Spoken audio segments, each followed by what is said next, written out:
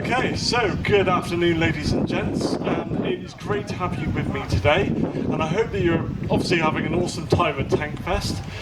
Welcome to this talk, which focuses on arguably one of the most decisive campaigns in military history. So, to begin this talk, let me describe something to you. Mobile formations smash through the enemy's line, break up their formations and encircle them. Simultaneously, this causes mass confusion and the dismantling of the defenders' supply lines. In essence, this paralyzes the defenders' ability for command and control through the use of speed and aggression. This requires a lot of initiative from lower level commanders, and the need for effective communication is paramount.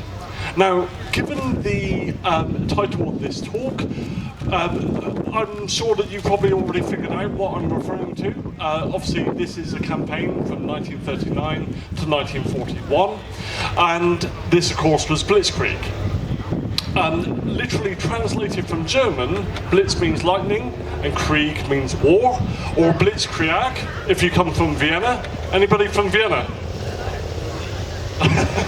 Okay, no worries. Shout out obviously to anybody that may be in the audience somewhere. However, what it described actually took place in 216 BC. This was a battle of Cannae, where military forces under Hannibal encircled and annihilated a much larger Roman force. And you may be asking, well, what does this have to do with Blitzkrieg? Well, if we translate this to the 1940s, what the German military was doing was quite literally imitating those same tactics.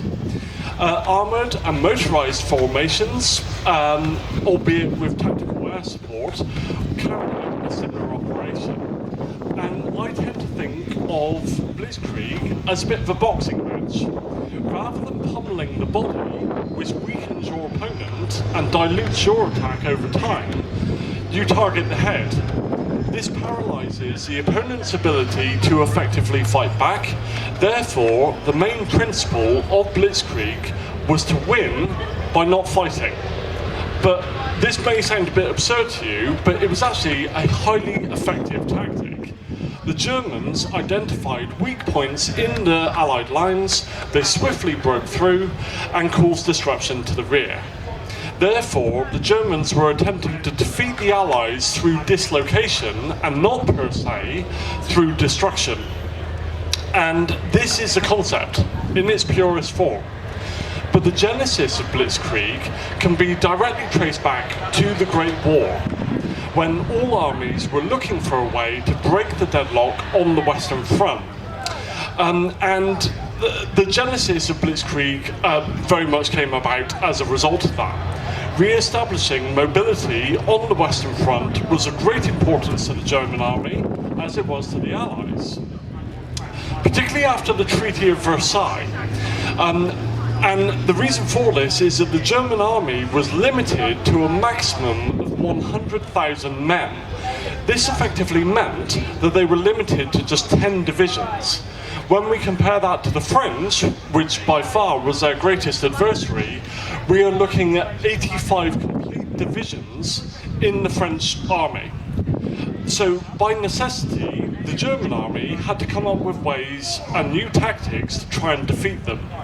Another factor in this was manpower.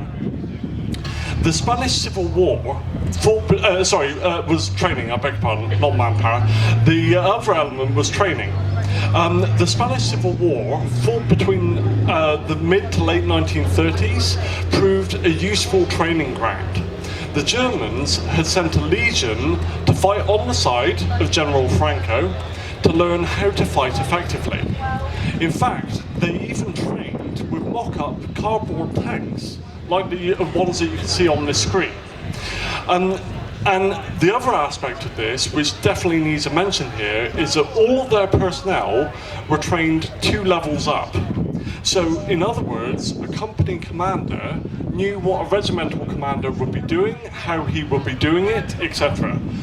All of the non-commissioned officers were then trained as officers, whilst all the junior officers were trained as staff officers. This gave the Germans a very distinct advantage over the Allies. What we are seeing here is a small but professional army emerging, and one that could train any newcomers into the armoured corps very quickly. Now, contrary to popular belief, only 15% of the German army was actually mechanised during this time. In other words, this percentage of the German armed forces were using motorised or armoured vehicles for military operations. But this element formed a highly concentrated spearhead, which could be focused on one or several sectors of an enemy's line. Therefore, even if the Germans were outnumbered at the point of attack, they always exceeded their enemies. Combined with aircraft, like the Stuka, which was tailored for supporting a ground attack, make no mistake, we are looking at a formidable opponent here. Simultaneously, the aircraft could actually report enemy dispositions. This afforded commanders on the ground with large degrees of flexibility. If a point of resistance proved too much, they could move around it, flank it, and encircle them from another way. By comparison, the French and the British tactical decisions could actually take days to reach the front lines. And this is clearly demonstrated by the difference in doctrines. The Allies were determined to fight a static, defensive-orientated war. And the Maginot Line, like what you see on the screen, hopefully, that was very much the embodiment of that thought process. And as I said, the Allies were very much defensive orientated, not attack orientated in any shape or form. However, they did not invest in radios, whilst the German army did. Instead, they laid telephone lines. Well, I don't know about you, but I can see an immediate problem with that, because if the enemy gets behind you, they've then severed your lines of communication, quite literally. So that is a serious problem. The Allies were taken completely by surprise, and back then, the same as today, to a certain extent, people believed the Blitzkrieg was a brand new tactic, the likes of which had never been seen on the battlefield before. The root of this misconception is completely understandable, however. And when we look at Heinz Guderian, who, on the next slide here, it is often associated with him, this whole school of thought is associated with him that he came up with everything. Well, to be honest, that's not entirely true. The accepted narrative consists of him coming up with the idea after reading the likes of Basil Little-Hart, and these ideas were then forwarded to the German command. He was therefore seen as a founding father of the German tank force and its tactics, although in reality, I think I saw a couple of guys shaking their heads over there. Yeah, exactly. It's definitely a little bit more complicated than that. So I hasten to add that I'm not in any way denying that Guderian was an important figure in this. He was. But was he the only one? Well, no. Put simply, the German army as a whole was open to new ideas. They were observing what was going on around them. They were observing what other countries were doing. And they read all of the doctrines, all of the pamphlets, and all of the writings, and began formulating their own plans. The works of Basil Little-Hart and the British Army undoubtedly helped here, but this is just one army and one man. That was where Scott. It was only after the Second World War that the myth surrounding Blitzkrieg and Guderian's input was actually created. Little-Hart, through a fair dose of self-promotion, it does need to be said, convinced Guderian to mention him in the English translation of his book, Panzer Leader. this started one of the great myths surrounding Blitzkrieg. There is no question that the Germans were fighting that way in World War II, but was Blitzkrieg exclusively German? And was it the brainchild of Guderian alone? In a word, no. JFC Fuller was another military theorist who focused on armoured warfare. He was as mad as a block of cheese, don't get me wrong, but he did write many influential articles and books on the subject during the interwar period. In the Soviet Union, Mikhail Tukhachevsky was one of the key figures developing what is now known as deep operations. In other words, again, you're breaking through the enemy line with armour and encircling them. Charles de Gaulle was also writing about this, believe it or not, and he was writing about swift armoured formations. And I feel that this balance of evidence alone strongly suggests that the concept of combined arms, or Blitzkrieg, was not exclusively German.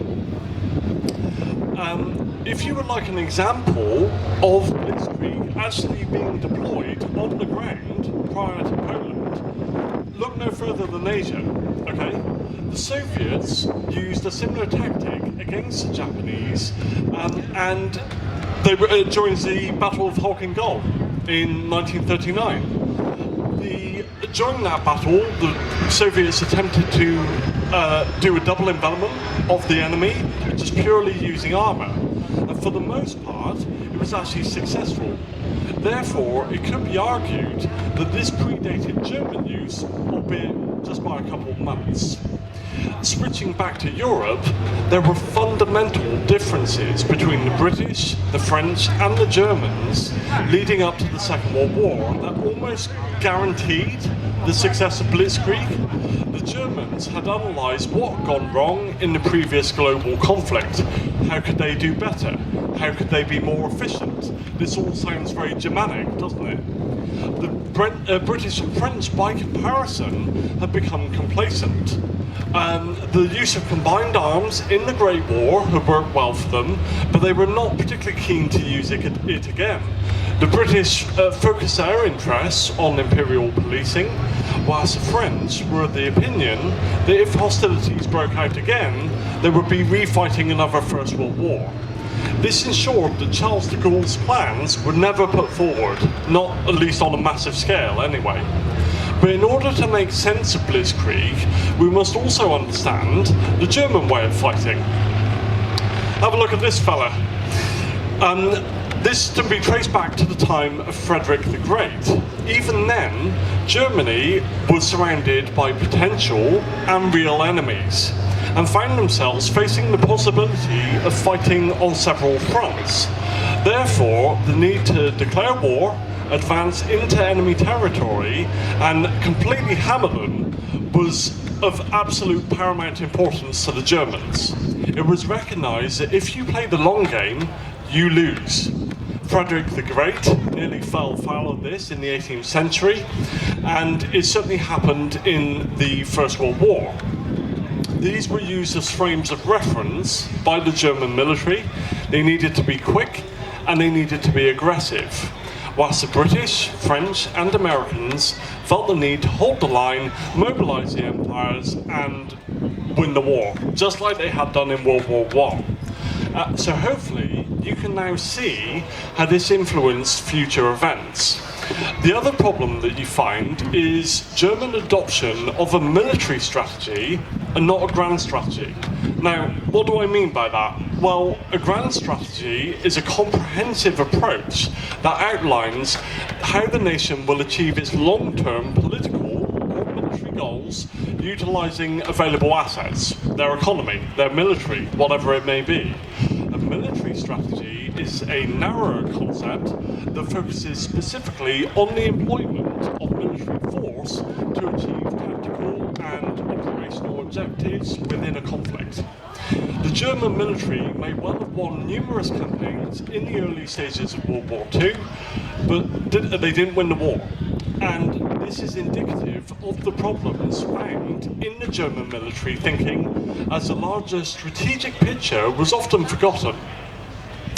Furthermore, the German tradition of big set-piece battles with big encirclements was not a new idea.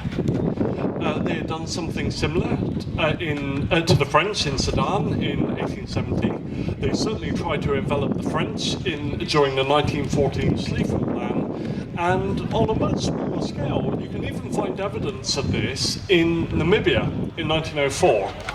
And this is not an insignificant aspect. I wanted to introduce another German term into this mix, which is Bewegungskrieg, a war of movement. This tactic, which was in place way before the First World War, plays its part in this story. The success of this tactic hinged on fluidity rather than rigid defence, which leads us to the discussion of whether Blitzkrieg was an evolution or a revolution of an existing tactic. Hopefully, everything that you have heard so far has demonstrated that the theory and doctrine was already in place and predates 1939. However, these tactics would have failed during the First World War because in order to achieve it, open flanks are required.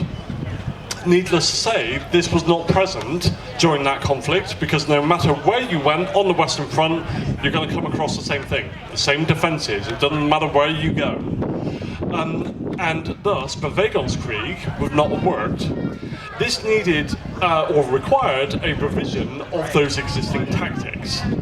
Another aspect that I wanted to explore is the interaction between Nazi Germany and the Soviet Union in the 1930s. This cooperation saw exchanges in tank designs as well as tactics.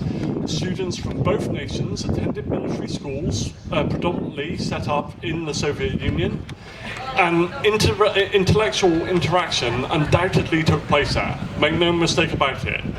With that in mind, was the German military talking about Blitzkrieg as a strategic doctrine in the 1930s? Again, the answer is no. And I'll shed a little bit more light on that in a moment. And now, for some absolutely fascinating theory to keep you all awake. When a military force tries to defeat an enemy, particularly a formidable force like the French, they are relying on what is known as fighting power. Okay? And the definition of fighting power encompasses three main aspects. The first is physical. You need manpower, material, and kit. If you want to fight a war, but you do not have an army, and certainly one that isn't equipped and trained, that is going to be difficult to achieve. The second is the moral aspect. You could have the strongest army in the world, but if they are not prepared to fight, again, that's going to work against you. The third is a conceptual element. In essence, this is everything that fits into the other two, namely doctrine, how the force uses the kit, the manpower, the tanks, the vehicles, all of that. And when the German army invaded France and the Low Countries, they had less men, less kit, and less tanks, but plenty of pervitin. Let's not forget the pervitin. And they still won. Because they were using existing operational concepts which required them to outmaneuver and outthink their enemy and make decisions on the spot. And this is something, prior to what I was saying, this is something that the Germans did incredibly well. By comparison, the British and the French, I mean, I hate to say it as a proud Brit, but by comparison, we were pretty poor in that instance. This was down to a number of factors. It wasn't just one, but one of the key factors was a lack of cohesion between the two sides, whilst this was abundant in the German command. Another aspect of this myth was that Germany was actually expecting quick victories. They weren't, far from it. As a point of fact, many German officers were actually cautious about invading France in 1940. They were concerned that it would boil down to a prolonged attritional war like what was being fought a couple of years beforehand. And the reason for that is that, again, they had taken a frame of reference from the First World War. Due to their dogged determination to fight, the French were seen as the opponent to beat. Again, make no mistake about it, they weren't looking at us, possibly us and the Commonwealth, but it was actually the French who were going to be the ones to beat. They had a vast army supplemented by thousands of troops. Therefore, supplemented by thousands of colonial troops. Therefore, the assumption that this was going to be a quick war was anything but. Contrary to popular belief, Blitzkrieg was not actually planned in advance either. As evidence of this, German military records have no mention whatsoever that there was a joint doctrine between the Luftwaffe and the German army.